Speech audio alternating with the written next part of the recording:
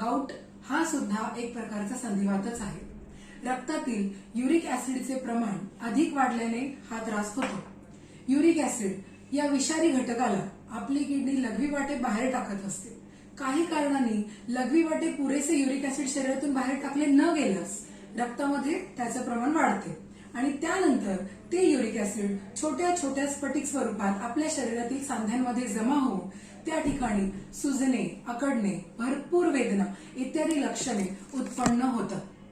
तसेच आजकालचं राहणीमान, मांसाहार, दारूचं व्यसन असे हाय प्युरिन युक्त पदार्थ अधिक खाल्ल्याने, त्याचबरोबर ऍस्पिरिन, डायुरेटिक्स अशा औषधांच्या अतिवापरामुळे किंवा अनुवंशिकता अशा अनेक कारणांनी हा आजार उद्भवू शकतो.